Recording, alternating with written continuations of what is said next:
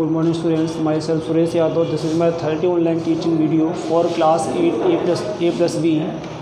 Subject is social science and sub-subject is civics. In civics today I am going to start lesson number 3. Lesson number जो 3 है इसका है government at the centre level पे जो government है उसके बारे में हम बात करेंगे.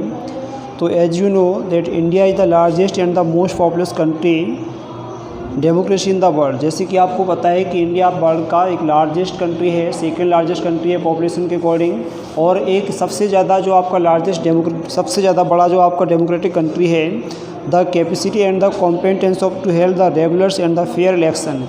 इसलिए यहाँ पे आपकी जो डेमोक्रेसी है उसको अच्छे रूप से, उसको प्रॉपर तरीके से या प्रॉपर फॉर्म में रनिंग करने के लिए जो आपके इलेक्शंस वगैरह हैं वो फेयर हो, रेगुलर हो, both of the national and the regional level, दोनों ही लेवल पे, चाहे आपका वो नेशनल लेवल्स हो या आपका क्षेत्रीय आपके इलेक्शन हो.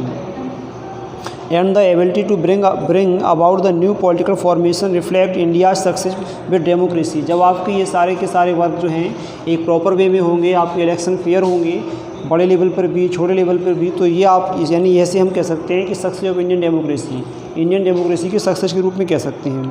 The process through which the majority is the form of the critical importance. अगर इस तरीके से पूरा लोगों की वेलफेयर को ध्यान में रखा जाए, इलेक्शंस फेयर हों, सारे काम प्रॉपर तरीके से हों. The law in India are the made by the members of the parliament. India में जो आपके लॉ जो कानून बनते हैं वो बनते हैं मेंबर्स ऑफ पार्लियामेंट के द्वारा.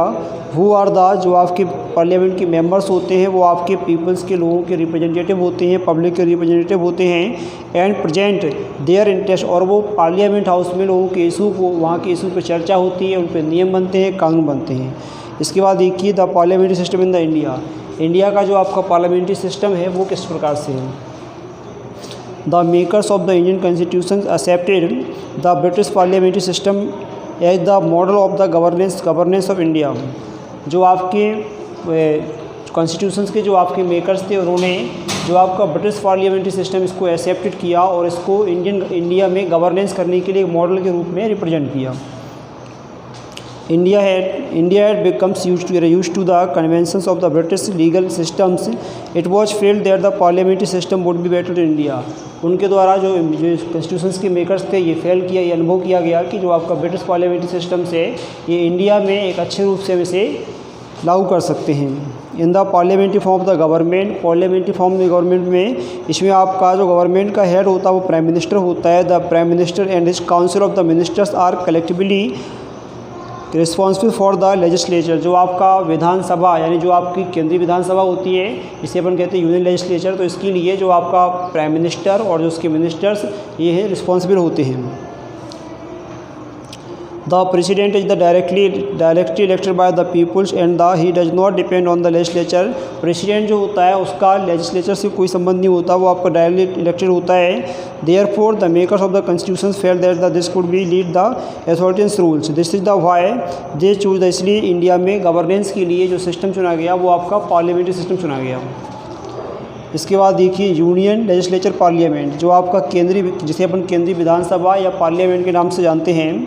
The Lok Sabha is also called the lower house of the parliament और the house of the people all present.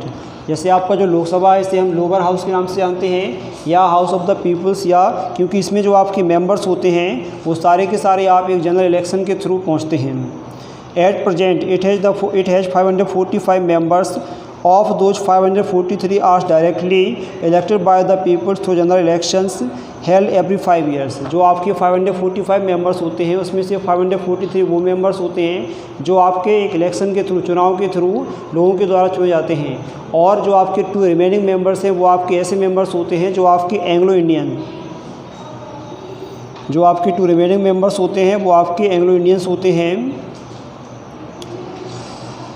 और एवरी 5 ईयर्स के बाद इनका इलेक्शन होता है. The country divide into the constitutions. जो आपका देश है वो आपका संसदीय क्षेत्रों में डिवाइड किया गया है. From each constituency a members is elected for the Lok Sabha. प्रत्येक संसदीय क्षेत्र से एक मेंबर जो है वो लोकसभा के लिए लोगों के द्वारा चुनकर आता है. Seats are reserve for the schedule caste and the schedule tribe. हमारे जो पार्लियामेंट हाउस में जो आपकी सीट्स हैं, कुछ सीट जो हैं वो आपकी शेड्यूल कास्ट के लिए, शेड्यूल ट्राइब के लिए रिजर्व की गई हैं. The president of the India can nominate, जो प्रेसिडेंट इंडिया का जो प्रेसिडेंट है वो आपके 2 मेंबर्स को नॉमिनेट कर सकता है जो आपके एंग्लो इंडियंस होते हैं, कम्युनिटी से होते हैं। अगर उसे आवश्यकता होती है तो वो इन दो को नॉमिनेट कर सकता है। इसके बाद देखिए, to be eligible for the membership of the Lok Sabha a person should, अगर कोई पर्सन जो आपका लोकसभा का मेंबर्स बनने की जो योग्यताएँ हैं, जो आपका क्राइटेरिया वो इस प्रकार हैं।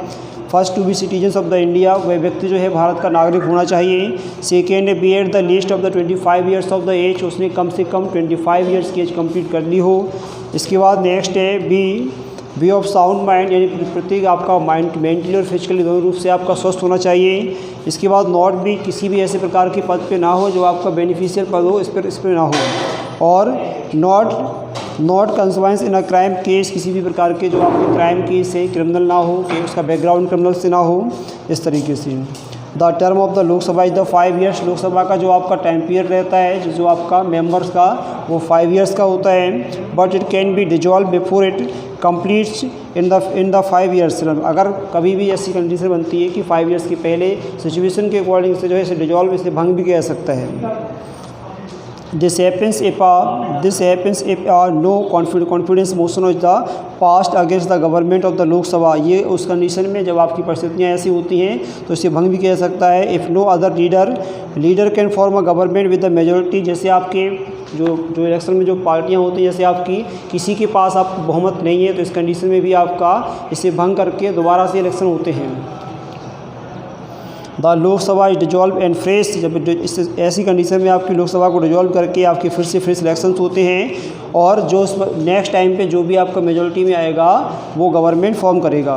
The term of the Lok Sabha can be extended during a national emergency, अगर आपकी कोई राष्ट्रीय ऐसा कोई टाइम है जिसमें आपके देश में कोई आपत्ति आ गई है, कोई ऐसा समय भी आ गया है तो उस समय जो है आपका इसका जो टाइम है वो एक्सटेंड भी किया सकता है। इसके बाद देखिए राज्यसभा देखिए, members of the Rajya Sabha are the elected by peoples representative from the state legislature. इसमें क्या है, इसका जो इलेक्शन से ये डायरेक्ट वे भी नहीं होता है, सीधे इसमें पब्लिक का पार्टिसिपेशन नहीं रहता है। There are 245 members in the Rajya Sabha में आपके 245 मेंबर्स हैं, आउट ऑफ विच इसमें से आपके 12 मेंबर्स ऐसे हैं जिन्हें प्रेसिडेंट नॉमिनेट करता है। आपके लोकसभा में 545 है, उसमें से 2 मेंबर्स प्रेसिडेंट नॉमिनेट करता है, और राज्यसभा में 245 है जिसमें से आपके 12 मेंबर जो हैं वो प्रेसिडेंट के द्वारा नॉमिनेट किए जाते हैं। The president nominates members for the Rajya Sabha from the various, ये आपके अलग अलग फील्ड से हो सकते हैं, वॉक्स ऑफ लाइफ, कोई आपका जर्नलिस्ट हो सकता है, कोई आर्टिस्ट हो सकता है, कोई म्यूजिशियन हो सकता है, सोशल वर्कर्स हो सकता है, प्लेयर्स हो सकता है। इस तरीके से आपके अलग अलग फील्ड से हो सकते हैं। The Rajya Sabha is the permanent house and can not be dissolve, Rajya Sabha जो आपका है ये आपका परमानेंट हाउस है, इसे हम अवर हाउस के नाम से जानते हैं, और ये कभी भी डिजॉल्व नहीं होता है, कभी भी ये जो है भंग नहीं किया जा सकता है। 1/3 of the its member retires every 2 years, प्रत्येक 2 ईयर्स के बाद इसके जो 1/3 ऑफ द मेंबर्स है वो रिटायर हो जाते हैं, सेवानिवृत्त हो जाते हैं। And equal numbers of the members are elected in the place, जितने मेंबर्स आपके रिटायर होंगे उतने ही जो हैं उनका फिर से इलेक्शन होकर के उनका प्लेस ले लेंगे। तो ordinary the terms of the Rajya Sabha is the 6 year, Rajya Sabha का जो आपका टाइम पीरियड रहता है वो 6 ईयर्स के लिए रहता है। तो आज के टॉपिक में हमने आपको इतनी बताया कि पार्लियामेंट हाउस के बारे में। पार्लियामेंट हाउस है, इसमें आपकी यूनियन गवर्नमेंट में 2 सिस्टम्स होते हैं, वो तो आपका लोकसभा, एक राज्यसभा। लोकसभा आपका लोअर हाउस होता है, और लोकसभा का मेंबर्स बनने के लिए क्या क्राइटेरिया है। इसके बाद आपका राज्यसभा अपर हाउस होता है और एक परमानेंट हाउस होता है। तो आज की वीडियो में इतना ही। This is sufficient for today. Thank you for watching video.